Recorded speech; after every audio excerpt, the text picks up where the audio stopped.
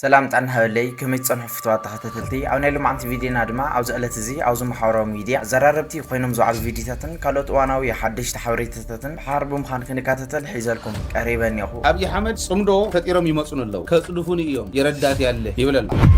ኤርትራ ከይዳ አትሐግዙና ኤርትራ አንተ አቲያ አንተ አይትመጽኸም ዝኽእል ስለ ዝርዳይ አስተላለፉ እግረኛ ቤት በኩል ነው ታንኩ ቤት በኩል ነው የገቡበት ይሄዱ በካሜራ የት ነው የገቡት የት አካባቢ ለሸሹት ጋሽን ሐውላ ኤርትራው አይዋ ተራኺና ለና በሐንሳው ለና ካብ ትግራይ ጽምዶ ፈጢሮም ይመጹን الله ሱዳን ከይዳ አቱ ኤርትራ ከይዳ አቱ በሳተላይት ሩድና ብልጽግና እዚህ ሆኜ ዋጋበታለሁ ብሎ የቆፈረው ነው ናይ ሰላም ጉዳይ ናይ ጽምዶ ፍራህ ተራኺና ለና ለካዓበይቲ زياتم من كالوتن نيزي قلت زي كالوت حدش تحوريتتت بحارب مخان كنرينا سناي مكتتال إنو سيدك عبيتين الچانال زي حدش لهمكم ساعت لايك شير سبسكرايب نوغوركم جمرو نغصل شمباركس فتوات تغتتلتي كم مقتو مدب قنانا بزلوم قلت زي هايلي دويتكم زوصو حوريتا عند حردا خوينو منقستو لتقنا عوزح الساعات وغن جيتاتشو ردا بمقوار نا علامات عوزح الساعات زي كونا انفورميشن ويكعا نحاسوت عويات يسمع مهلاو زوصو حدش مدار هايلي دويت عند حبرنا يركب بخالي انصار كعا منقستو لتقنا عوزح الساعات ميدياتات إثيوبيا بمغرب نهزو إثيوبيا يخون نهزو إرترا حدا حاسوت عند حاسو يركب اتحاسوت نسودما تግራይ ኤርትራ ሱዳን ፋኖ ካልኦት ዝተመሳሰሉ አመላ ቀርና አፍሪካ ዝርከቡ አባላት ጽምዶ ኣብ ልዕሊ ኢትዮጵያ ምንም ዓይነት ስጋት ወይ ከዓ ራዕዲ ክፈጥሩ ኣይኽእሉን ወይ ከዓ ኣብ ላዕላውነት ኢትዮጵያ ቅንጣት ተኣክል ክጽዕኖ የብሉምን ክብል ኣብ ዝሓለፈ ዶክተር አብይ አሕመድ እንዳተዛረበ ጸኒሑ እዩ ንዕሲዑ ከዓ ኣብ ዝሕ ሰዓት ጉድ መንግስቲ ብልጽግና ብሃይሊ ደደቢት እንዳተቃለዐ ይርከብ እስቲ ከም ሰብ ተኸታቲልና ንመለስ ጽምዶ ፈጢሮም ይመጹን الله አብይ አሕመድ ብክልተ ብልሒ ጻወተ ለሕዚ ምናልባሽ ተሳልሳይ ትሕዚ ዝብሎ ዝነበርኩ ናይ ኦሮሚያ ብኦሮሚያ ሽም ገንዘብ ምዝራፍ ብናይ ኦሮሚያ ተካላት ሽም ገንዘብ ምዝራፍ ባዕላዋሽ ባንክ ናይ ኦሮሚያ ኢን ማለት ኣይኮነን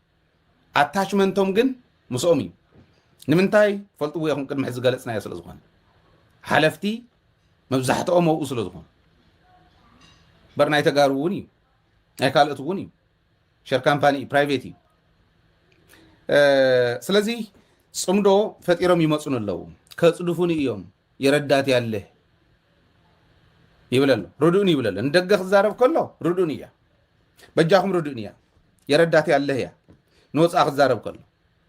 በዓል መን እዮም ከም ዝሉሉ ዘለው ናብነት ጌታቸው እንደንውሰድ ጌታቸው ሕጂ ኣብዘን ክልተ መዓልቲ ዝብለን ዘሎ ጽሕፈን ዘሎን ራእየ ኣብዘን ሰሙን ክልተ ሰሙን ጽሕፈን ዘሎን ራእየ ኣሜሪካ ካብ ዝኸድ ዝገብረን ዘሎን ራእየ ናይ አብይ አሕመድ መልእኽቲ እንዲ ዝሕልፍ ዘሎ የረዳት ያለህ እንዲም ዝብሉ ዘሎ ጌታቸው እንታይ ይብሉ ኣሎ ኤርትራ ተኣቱ ስለ ዘላ ብሳተላይት ሩዱና ሱዳን ተኣቱ ስለ ዘላ ብሳተላይት ሩዱና ናብ ትግራይ ክንኣቱ ኢና ኢሉ ናብ ትግራይ ክንዋጋእ ኢና ትግራይ ክወግኡ ከለው ሳተላይት ዘይርኢ መሲልዎ ከም ዝበሉ ዝደንቆሩ ሰባት ሒዙ ኮይ ዝቃለስኒ ተወዲ ቀዲምና ኩዕሪና ጽዲፍና የመኸድና ነርና ጥርነፍ አቢል ዝመርሕ ሰብ ተሳኢን እንየምበር ከም ዝበሉ ውድቃት ኮይ ኤርትራ ከተኣቱ ከላት ማል ኸይሪእዋ እንዲሮም ሳተላይት አይነበረን ማለት ዲ ሕዚ ዲ ሳተላይት ተረዲእዎ ጌታቸው ሱዳን ከይተኣቱ ኤርትራ ከይተኣቱ ብሳተላይት ሩድና እንድሕር ኣትየን ሪጅናል ይኹን ንሕና እውን ስቀይ ንብልን ስለዚ ሪጅናል ዝኾነ ክራይሲስ ከይህሉ ዘዋ ከይሕመስ بسدتنيا خي نحمسكم إثيوبيا خي تفرس نا إثيوبيا سيكوريتي نا إست أفريكان سيكوريتي خي يفرس إزيو ريجينال كي يغن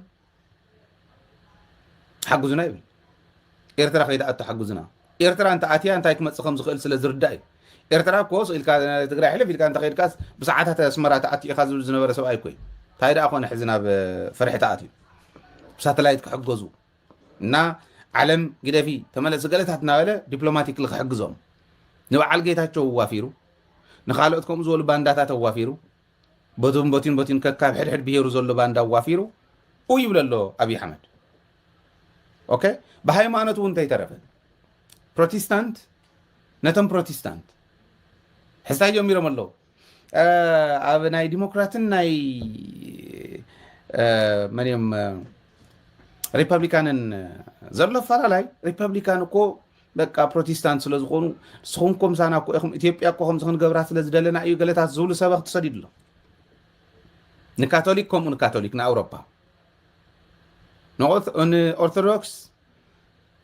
ከምኡን ኦርቶዶክስ ንራሻ ንግዛዕ ከምዚ እንዳሰደደ እዩ ዝኸድ ዘሎ ዓረብ ሃገራት ከዓ ነጊረኩም እዩ ኣብይ ኣሕመድን ግራኝ ኣሕመድን ማዕረ ዝገብሮም ሓገዝቶም ዓረብ እየን ዓረብ ሃገራት እየን ዩናይትድ ዓረብ ኤምሬትስ እኒያ ካልኦት ዓረብ ሃገራት እውን እኒዋ እንታይ ይገብሩ ከም ዘለዎ ብምሉእ ንሪኦ ኣለና የረዳት ያለህ ይብለሉ እዚ እንደገ ክዛረብ ከሎ ኣጥፉኒ ንውሽጢ ክዛረብ ከሎ ከዓ ከምቲ ዝረኣኹሞ ተደሚሮም እንተመፁ ምንም ኣይገብሩን ጌታቸው ቦታ ካሊእ ይብል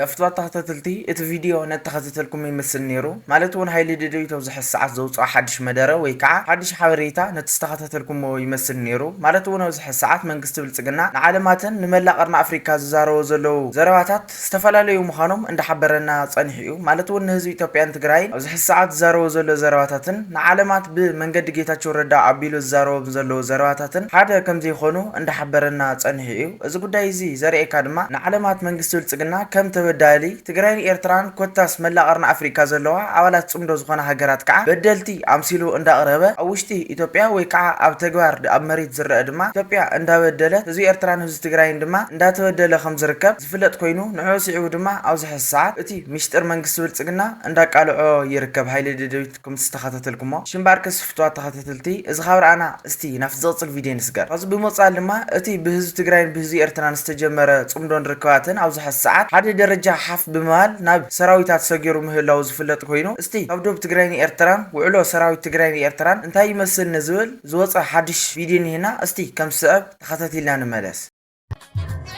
ሰላም ቤተሰብ ያው ጋሽን ሓውና ተራኺና ዲና ጋሽን حكي هذا؟ قاشن حاونا ኤርትራዊ ايوه تراخينا لنا بحنسا لنا كاب تግራይ ያው ሓደ ባህልና ሓደ ቋንቋና ሓደ ሃይማኖትና ምንም ዘፈናን ሰይድና ያው ናይ ሰላም ጉዳይ ናይ ጽምዶ راح تراخينا لنا ደቂ ዓበይቲ ናተኹም ሰላም ሰላም ንኹም صحابنا ናተኹም ሰላም ሰላም ንኹም صحابنا ደቂ ዓበይቲ ያው ደቂ ዓበይቲ ዝወልኹም መሰረት ኣርየና ምናምን ንኹም ነርና ዳይ አንተ ያው ሰላም ሰላም ጥራይ ሰላም የፍታት ተኸታተልቲ እቲ ቪድዮ ነተኸታተልኩም ይመስል ነይሩ እቲ ንዓመታት ደድፍዑ ሒዙ ዓይንና ዓይኒ ኣፈሙዙ ተመጣሚጡ ዝተሓላለወ ዝነበረ ሰራዊት ከምዚሉ ብፍቕሪ ክትሪኦ ተለኻ እቲ ብጣዕሚ ዝሕጉስን ደስ ዘብል ተግባር ህዝቢ ትግራይን ህዝቢ ኤርትራን ወይ ከዓ ሰራዊት ትግራይን ሰራዊት ኤርትራን ይኹለኩም ይፈቱ እስቲ ኣብዚ ጉዳይ እዚ ሓሳብ ወይ ከዓ ርእዩ ተለና ትብል ሰባት ተሃሊኹም ኣብ ቦታ ኮመንት ተቐምጥለይ ብትሕትና ይለዋወኩም ሽምባርከስ ፍትዋት ተኸታተልቲ እዚ ካብርኣና እስቲ ናፍ ዝቕፅል ቪድዮ ንስጋር ሽምባርከስ ፍትዋት ተኸታተልቲ ካብዚ ብምውፃእ ድማ እዚ ኣብ መንጎ ትግራይን ኤርትራን ዝካየድ ዘሎ ጽምዶን ርክባትን ብሓደ ሓደ ሰባት ከም ዘይድገፍ ዝፍለጥ ኮይኑ ንዑ ሲዑ ድማ እኹል ዝኾነ መልሲ ካብ ብራኸሸው እንዳተዋሃበ ይርከብ እስቲ ከም ሰበብ ተኸታቲልና ንመለስ ገሊኡ ትግራይን ኤርትራን ዝገብርኦ ርክብ ጥዕና የብሉ ምክሓሓድ ክመፅእ እዩ ንህዝቢ ትግራይ ይጠቅምን ኢሉ ዘወጋዕ ኣሎ ገሊኡ ምክሓሓድ ክመፅእ እዩ ኢሉ ዘወጋዕ ኣሎ ናይ ማን እንድሕር ኮይኑ ዳእታይ ንሕና ኮ ንሱ ኣይኮነ ተፀገምና ኢሉ እውን ዘቕምጥ ኣሎ ከይዱ ድማ ገሊኡ ኣብታ ልዕላውነት ክትበፅሕ ከላ ናይ ኤርትራ ልዕላውነት ሰገጥ ኢሉ ዋዚኣማ ኣነ ኣብ ኤርትራ ናይ ስርዓት ለውጢ ክመፅእ እምበር ልዕላውነት የማሕሊፈ ይህብን ዝብል ሓይሊ ኣሎ ሕዚ ግን ብጭቡጥ ንኤርትራ ልዕላውነት ገደሉ እትዩ ዝተሰለፈ ሓይሊ ከም ዘሎ ግን ሕዚ ይርአ ኣሎ ከም ዘወግኺ ልዕላውነቶም ሕሊፎም ዘይህቡ ዋላ ነቲ ጽምዶ ይቃወሙ ግዛዕ ይቃወሙ ልዕላውነቶም ሕሊፎም ዘይህቡ ኣሎ ንምንታይ እዚ ክብለካ ከለኹ ሕዚ ሎሚ ቅነ ኣብ ኣዲስ ኣበባ ዘሎ ዝተፈጠረ ግንባር ናይ ፕሮፓጋንዳ ንምስራሕ ናይ ሓፂር መግለፂ ወይ ቃል ምሕተት ዝመስል ናይ ንውፊ ነይሩ እዚ ልክዕ ናይ ንፃድቃን ኣጀንዳ እዩ እዚ የፍትዋት ተኸታተልቲ ነዞም ሰባት እዚኦም እኹል ዝኾነ መልሲ ካብ ብራኸሸው ከም ዝተዋሃቦ ኣብቲ ቪድዮ እንዳተኸታተልናዮ ፀኒሕና ኢና ኣብዚ ጉዳይ እዚ እውን ሓሳብ ወይ ከዓ ርእይቶ ተሃሊኩም ኣብ ቦታ ኮመንት ተቐምጥለይ ብትሕትና ይለዋወኩም ካብዚ ብምውፃል ድማ ኣብዚ ሕዚ ሰዓት ድሮናት ሻዕብያ ኣብ ሰማያት ኢትዮጵያ የንዛበባ ምህላወን ዝብል ዝወፀ ሓድሽ ሓበሬታ ካብ ስታሊን ገብረስላሴ እንዳወፀ ይርከብ እስቲ ከም ሰበብ እቲ ሓበሬታ ንሱ ወይ ከዓ እቲ ብቪድዮ ዝተሓገዘ ተግባር ሻዕብያ ተኸታቲልና ንመለስ ብልጽግና እዚ ሆኜ ዋጋበታለሁ ብሎ የቆፈረው ነው ሰራዊቱ ይታያቸዋል ከላይ አካባቢ ነጭ ነጭ እንትን ያለበት ሎጂስቲክስ ሴንተራቸው ነው። በቃ ብልጽግና በዚህ ደረጃ ነው ተዘጋጅቶ ያለው። ምሽጉን ቆፍሯል። ሎጂስቲክስ ሰፖርቱን ምናምን አዘጋጅቷል። ታንኮቹ ደግሞ እንትን ከጀርባ ነው ያስቀመጣቸው። ይሄ እግረኛ ነው እንደምታዩት፣ እግረኞች ናቸው እነዚህ ይንቀሳቀሳሉ። ይሄ ወደ ላይ መሄድ በሙሉ ይሄ ዋና ዋና ተራራ ላይ ነው የተቀመጠው እንደምታዩቸው። ይሄ እግረኛ ክፍል ነው። ይሄ የመጀመሪያ አካባቢ እና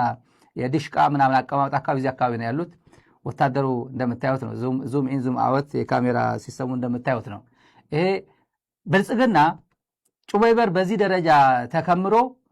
ትግራይን እገባለሁ መቀለ እገባለሁ እያለ ነው። እገባለሁ እያለ ያው ዝም ብዬ ላሳልፍላችሁ። በጣም ተራራ አቀማመጡ ጥሩ ነው። በነገራችን ላይ አቀማመጣችሁ ቀላል አይደለም። ጩበይበር ይሄ በ2 ሰዓት ነበር ቲዲኤፍ የሰባበረው የዛሬ 3 ዓመት ወደ ወልዲያ አካባቢ ሲመጣ ቲዲኤፍ ይሄን በሙሉ በ2 ሰዓት 3 ሰዓት አልፈጀበትም። እንደምታየው ሰራዊቱን ምሽጉን እዛው ያው የሆነ ዝናብ ስለሚዘንብ ትንሽ ሸንዳ ምን አድርገዋል እንትናቸው ጉድጓዶቹን ተመልከቷቸው። ቆፍሮ ሰራዊቱ እዚህ ነው ቀቅሎት ያለው። የኢትዮጵያ ብሔር ብሔረሰቦች በማያውቁት ጦርነት ላይ ሊሳተፉ አብይ አህመድ 4 ኪሎ ተቀምጦ 4 ኪሎ ጎንደር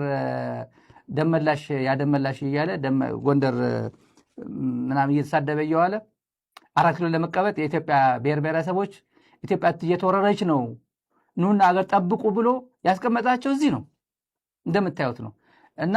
ማንም አያቀኝም ብሎ ነው። ማንም አያቀኝም በሱ ቤት አገር በሙሉ በዚህ ዝም ብዬ ላሳልፍላችሁ። ዝም ብዬ ተመልከቱ ምን እንደሚመስል ጠቅላላ ምን አስተላለፉ። እግረኛው ቤት በኩል ነው፣ ታንኩ ቤት በኩል ነው። ዝም ብዬ ፎርዋርድ ላድርግላችሁ። ትልቁ የውሃ ቦቴያቸው ነው። የውሃ ቦቴያቸው ነው። ምሽግ እንዴት እንደሚቆፍር የኢትዮጵያ ልጆች እንዴት አድርጎ እንደሚያስበላቸው አንድ ላሳያችሁ። ዝም ብሎ ሜዳ ዝም ብሎ ለታሪክ ነው ማሳያችሁ። ካሜራ ዝም ብሎ እንትን ያደርግና እና ወታደሩ ሲንቀሳቀስ ተመልከቱት። ተመቶ እዚህ ጋር የውሃ ታንከሩ ነው። የውሃ ታንከሩ እየገቡበት እየሄዱ በካሜራ የት ነው የገቡት? የት አካባቢ የሸሹት? ተመልከቱ። ዝም ብዬ ፎርዋርድ አድርግላችሁ ብዬ የት አካባቢ ነው ተመልከቱ። ወታደሮች ሲንቀሳቀሱ በዚህ አካባቢ ይሄን ላሳያችሁ ብዬ ምሽግ አቆፋፈሩ ምን እንደሚመስል ተመልከቱ። ይሄን ምሽግ እንዴት አድርጎ እንደቆፈረው የአርሶ አደሩ ቤቶች ተመልከቱ። ይሄን ማሳየው ከምን ውጭ አይደለም ነው። ዝም ብዬ ለሚዲያ ጥልቀት ያለው ወታደራዊ ነገሩን ትተን ነው ይሄን ወደዚህ የምናሳያችሁ። የፍቷት ተከታተልቲ እቲ ቪዲዮ ነተከታተልኩም ይመስል ነይሩ። እቲ ትማልን ብወገን መንግስቲ ብልጽግና ዝናሾ ወይ ከዓ ዝናእስ ነበረ ሻዕብያ ዝተባሃለ ሓደ ሓይሊ ኣብዚ ሕዚ ሰዓት ሳዕግን ራዕድን ኣብ ልዕሊ መንግስቲ ብልጽግና ፈጢሩ ምህላው እንዳራእናዮ ንርከብ ክለኩም ይፈቱ። እሺ እምበኣር ከስ ፍቷት ተከታተልቲ እዚ ካብ ራእና እስቲ ናብቲ ዝቕፅል ቪድዮ ንስገር። ኣብዚ ብምቕፃል ድማ ኣብዚ ሕዚ ሰዓት ሚኪ ትግራይ እቲ ብትማልእ ዕለት ዝተኻየደ ብዛዕባ እቲ ብትማልእ ዕለት ዝተኻየደ ኣብ ከተማ አላማጣ ደብዳብ ድሮን ኣመልኪቱ ዘውፅኦ ወይ ከዓ ዘስምዖ ሓድሽ መደረኒ እስቲ ከም ስዕብ ተኸታቲልና ንመለስ። ከም ትፈልጥዎ ብትግራይ ናብ ወጋሕታ ኣቢሉ ኣብ ከተማ አላማጣ ደጋጊሙ ስርዓት ብልጽግና ኦሮሞ ደብዳብ ኣካይድ እዩ። ናይ ድሮን መጥቃዕታት ዘካየዶ ኣብ ናይ ቤት ትምህርትን ኣብ ናይ ንትካላት ዝኸውን ኣብ ፈልስታት ዝጥቀምሉ ማሕበረሰብና ዝነበረ ቦታታት ታርጌት ገይሩ ትካላት ናይ ትግራይ ካሊእ ትረፍስ ብቤት ትምህርቲ ትካል መፂና ኣለዎ ማለት እዩ። ስርዓት ብልጽግና ኦሮሞ ሕዚ እውን ወዲ ዓድዋ ኹን ወዲ ራያ፣ ወዲ ሕመራ ኹን ወዲ ራማ፣ ወዲ ሽረ ኹን ወዲ ኣኽሱም፣ ወዲ ተንቤን ኩን ወዲ ዛላምበሳ ኹን ወዲ መቐለ ካብ ዝመፅኻ ምፃእ ትግራዋይ ብምዃንካ ጥራይ ከጥፈአካ ትካላትካ ይኹን ህዝብኻ ጨካን ኣረሜነ ዝኾነ ስርዓት ብልጽግና እቲ ናይ ደርጊ ዝነበረ ኣረሜነ ዝበልናዮ ስርዓት ዝበኣሰ ናይ ደቂ ደርጋውያን ስርዓት ብልጽግና ኦሮሞ ካብ መዲጋስካር ካብ ኬንያ እራይ ምራይ ተሰዲዶም ዝመፁ ብዘመናት ብስንፍና ተጋሩን ኤርትራውያንን ንሕና ዓርሲ በዓርስና ተኸባቢርና ተፋቂርና ትግራዋይን ኤርትራውን ከይፋረ ከይበዝሕ ሰሜናውያን መፅኦምና ሓቢሮም ከጥፍኡና ተባሂሉ ሽርሒን ቡርሕን ተሰሪሕሉ ሕዚ ከምቲ ንሪኦ ኣብ ቤት ትምህርቲ ይኹን ኣብ ሲቪላውያን ዝነብሩሉን ወይ ድማ ቤት ትምህርቲ ኣብ ኢትዮጵያ ሙሉእ ቤት ትምህርቲ ተፈቂዱ እንዳሃለወ ኣብ ትግራይ ግን ፈተና ናሽናል ኤግዛም ከምቲ ዝፍለጥ ከይግበር ተኸልኪሉ ሕዚ ከዓ እቲ ቤት ትምህርቲ ተጋሩ ዝመሃርሉ ብድሮን ደብዳበ ካይዱ ትግራዋይ ንኽሻማቐቕ ትግራዋይ ንኽንብርከኽ ዝስራሕ ዘሎ ብብልፅግና ኦሮሞን ካልሲ ሓፀርቲ ትማሊ ናትና መራሕቲ ኢልና ዝኣመናዮም ንጌታቸው ንፃድቃን ንስኻትኩም ደቂ ራያ ምስ ትግራይ ተነፀሩ ዓድዋ እያ ትመርሐኩም ዘላ ተወለድቲ ዓድዋ እዮም ከም ዝገብሩኩም ዘለዉ እናበሉ ብቁሸት በከባቢ ንክሓስብ ትግራዋይ እጅግና ዝኾነ ህዝቢ ዝኩሉ ተኣምር ሰሪሑ መን እዩ ወዲ ሕሞራ መን እዩ ወዲ ራማ መን እዩ ወዲ ሸራሮ መን እዩ ወዲ እንዳባጉና መን እዩ ወዲ ፀለምቲ መን እዩ ወዲ ሰለኽለኻ መን እዩ ወዲ ኣኽሱም ዓድዋ መን እዩ ኸ ወዲ ተንቤን ዓብዪ ዓዲ ወዲ ዓዲ ግራት ዓጋመይ በሙሉኣ መን እዩ ወዲ ኢሮብ መን እዩ ወዲ እንድርታ መን እዩ ወዲ ኣላማጣ መን እዩ ወዲ ማይጨው መኾኒ መን እዩ ወዲ ሳምረ ዝበሃል ሕቶታት ኣይነበረናን ይትረፍዳ እዙ ዝፀዋዕኽዎን ከተማታትን ኣከባቢያውነት ኣጥፊእና ሰፋሕ ትግራይ ሃኒፅና ህዝቢ ትግራይን ህዝቢ ኤርትራን ካልኦት ህዝብታትን እውን ኣብ ሰሜን ዘሎ ብሰላም ንኽነብር ቃልስና ተጠናኺሩ ጀሚሩ ኣሎ እዚ ቃልሲ እዚኡ ስርዓት ብልፅግና ባዕሉ ዝሰርሖም ሽርሕን ጉርሕን ሰራዊት ኤርትራ ባዕሉ ናብ ትግራይ በሪ ከፊቱ ዕጥቂ ኣጢቑ ስንቂ ቅቢሉ ወራር ካይዱ ተገምጢ ድኻንየ 76% ሰራዊት ኤርትራ እዩ ጀኖሳይድ ናይ ትግራይ ፈፂምዎ ኢሉ ብትግርኛ ተዛረብቲ ሓተላ ጌታቸው ካልኦት እውን ክነግረና ሞኪሩ እዩ ንሕና ግን ኩሉ ንፈልጦ ኢና ሕርየትና ሒዚ ሰላም ትማሊ ሰላም ፅባሕ ሰላም እዩ ሒዚ ግን እታ መዓልቲ ተብቂዓ እያ ድሕሪ ሒዚ መሪሕነት ትግራይ ወዓል ሕደር ዘይብሉ እዚ ስርዓት ብልፅግና ናይ ዝሓለፉ ኣብ ወጀራት ተገብረ ድሮን ደብዳብ ቀፂሉ ኣብ ቆላ ተንቤን ኣብ እንትጮ ኣብ ገንደብታ ብፀለምቲ ኣብ ሰራዊትና ተኸፈተ ኮይናት ትማሊ ተገብረ ኣብ ዝቐረባ ግዜ ማለት እየ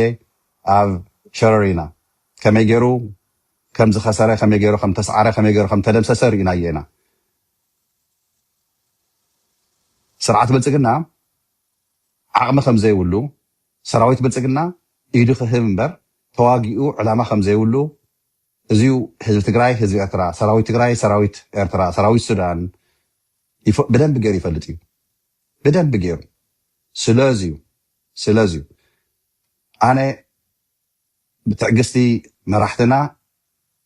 ናብ ፅቡቕ መገዲ ክወስድና እዮም ኢለ ይኣምን ነገር ግን ክበዝሕ እንከሎ ንሕና ከዓን ዘረባ ክንጅምር ኢና እንታይ ማለት እዩ ፈኻራ ዘይኮነ ስጉምቲ ኣክሽን ይበሃል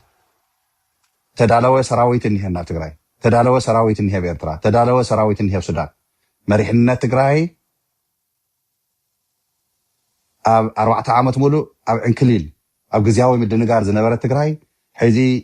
መንግስትና ውድብና ሕወሓት ናብ ስልጣኑ መፂኡ ተመርሐና በግባቡ ጀሚሩ ኣሎ ልክዕ 3 ወርሒ ይገበረን ዝኾነ ነገር ተባላሽካ ፀንሕ ንክተመዓራሪ ግዜ ይወስደልካ እዩ እቲ ግዜ ግን ኣውቂዑ እዩ ድሕሪ ሒዚ ትዕግስቲ የለን ድሕሪ ሒዚ ትፅብቲ የለን يفتوى تخطتلتي نهلو معنت فيديونا نزاسك حز تخطتلكم ما تمثل نيرا بخالي بلغص الفيديو سعن راخب بزلخم يمتشخم سلام كون لي سسنايو